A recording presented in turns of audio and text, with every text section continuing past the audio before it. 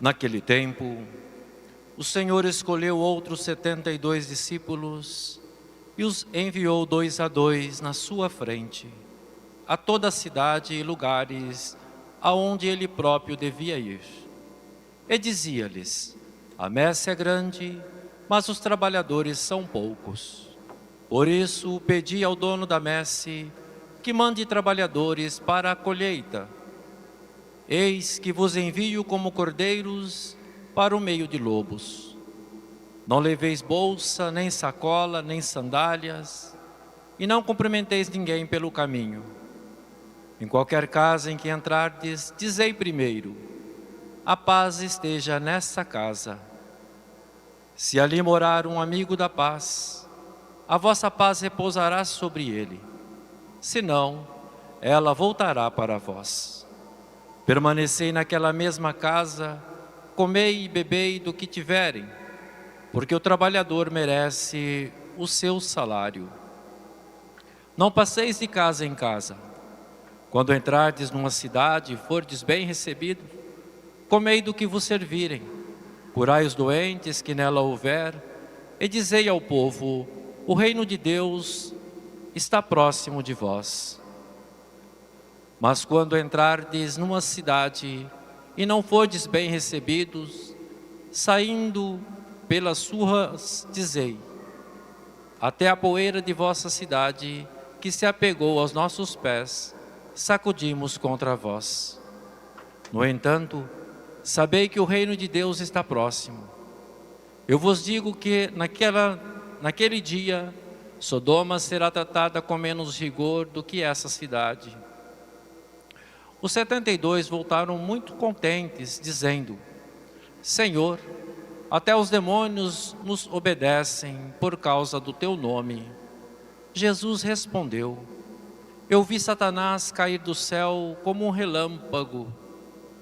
Eu vos dei o poder de pisar em cima de cobras e escorpiões e sobre toda a força do inimigo, e nada vos poderá fazer mal.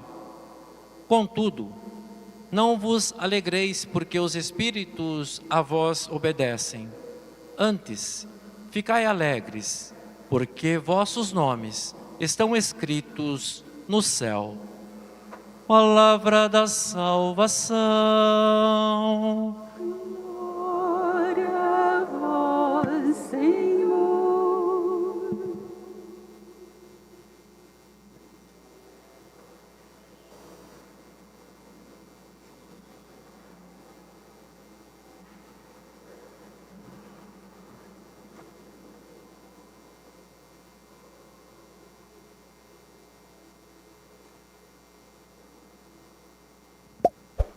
Agora sim, podem sentar-se.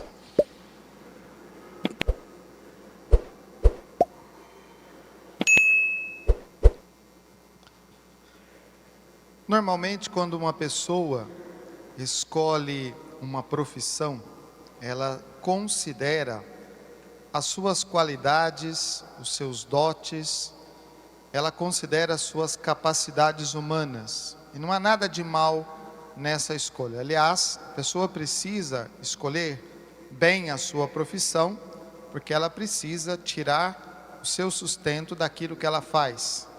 Isso é natural de todo ser humano, isso é natural de toda pessoa humana, buscar compreender a própria realidade e depois viver a sua vida a partir dessas qualidades, dessas capacidades. Porém, a vocação e a vida cristã, elas não são como uma simples escolha profissional. Elas têm uma necessidade, elas têm uma força, elas têm uma realidade e uma origem muito diferentes de uma profissão como outra qualquer.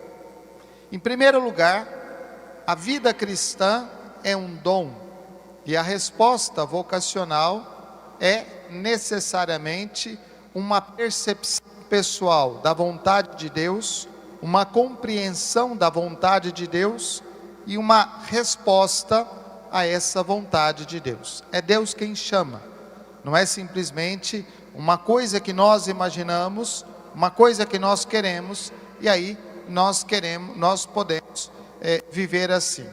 de profissão uma pessoa pode mudar. Não é estranho que numa etapa da vida a pessoa queira mudar de profissão. Mas da escolha de Deus e da vocação, não existe essa mudança, não existe essa possibilidade de troca. Por quê? Porque é uma resposta a um projeto de Deus, a uma vontade de Deus. Então nós precisamos ter muito consciência disso. E é só a partir da nossa consciência, da consciência cristã e da consciência vocacional, que nós podemos viver de fato a vontade de Deus na nossa vida. Quando Jesus escolheu os 72 discípulos, de fato ele já havia feito uma escolha dos 12. E o Evangelho inclusive vai dizer o nome dos 12 discípulos, que são chamados para estar numa realidade de mais profundidade, de mais proximidade com Jesus. Mas quando ele chama esses 72 discípulos, eles são de certa forma anônimos. E Jesus os envia a todos aqueles lugares aonde ele mesmo devia estar. Naqueles lugares pelos quais ele mesmo devia passar. Porém, a presença dos discípulos já é um sinal da presença do próprio Jesus. E isso continua. A presença dos discípulos precisa ser presença de Jesus, ela precisa ser sinal de Jesus. E ao apresentar Jesus, existem somente duas respostas. Ou Jesus é acolhido, ou Jesus é rejeitado. Na realidade do mundo que nós vivemos, é a mesma coisa. A proposta cristã, ela é uma proposta apresentada, que pode ser aceita ou pode ser rejeitada. Se ela é aceita, então Jesus permanece nessa casa, nessa pessoa, nessa família. Jesus permanece na nossa vida. E não é preciso ficar fazendo ostensivamente, não é preciso ficar espalhando. É a presença que se torna sinal e o sinal que acaba atraindo outras pessoas. É o sinal que acaba chamando mais pessoas para esse encontro com o Senhor. No entanto, ele também pode ser rejeitado. Jesus pode ser rejeitado. E ele já avisa isso aos discípulos. Não se preocupe com aqueles que serão rejeitados, porque a rejeição é uma possibilidade real. As pessoas podem não querer Jesus, as pessoas podem não querer a palavra de Jesus, as pessoas podem não querer viver esta vida com Jesus. É um exercício da liberdade, que é claro que depois tem consequências, mas ainda assim é preciso dar essa liberdade. O que é que nós não podemos fazer? Nós não podemos fazer adaptações, melhorias, ou chamadas melhorias, ou modificações no Evangelho para agradar as pessoas. Nós não podemos mudar a palavra para que ela seja mais doce ao ouvido de quem escuta. Nós não podemos fazer concessões do Evangelho para que o Evangelho seja aceita por essa ou por aquela pessoa, porque aí nós estaríamos fazendo uma falsificação da pregação, do anúncio do Evangelho, e não é para isso que os discípulos são enviados. E os discípulos precisam ter consciência disso e estar dispostos a serem rejeitados. Será que nós estamos dispostos à rejeição? Será que nós estamos dispostos a escutar o Evangelho com fidelidade e buscar conformar a nossa vida na fidelidade ao Evangelho? Aí está o propósito da vida cristã. Aí também estão as dificuldades, os problemas da vida cristã.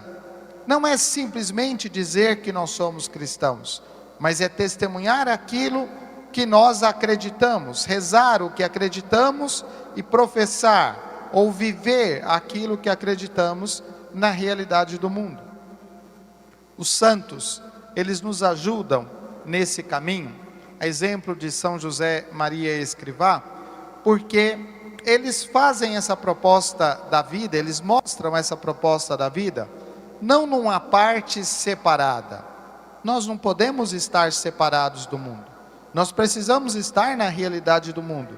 Mas nós temos que ter consciência de que o chamado à vida cristã, à santidade, ele se desenvolve na medida das nossas atividades, na medida da nossa presença nas coisas e na realidade do mundo.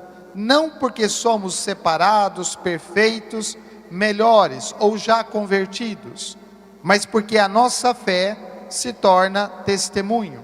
A nossa fé que se torna testemunho acaba por ser acolhida.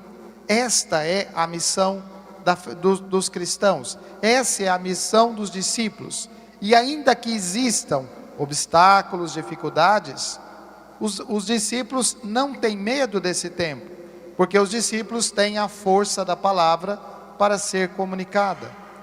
Que Deus nos ajude nesse nosso caminho a termos a coragem de anunciar a verdade do Evangelho, muito mais do que por palavras, com o testemunho da nossa vida, porque é esse testemunho que de fato chama as pessoas a uma conversão verdadeira. Louvado seja nosso Senhor Jesus Cristo. Para sempre seja louvado.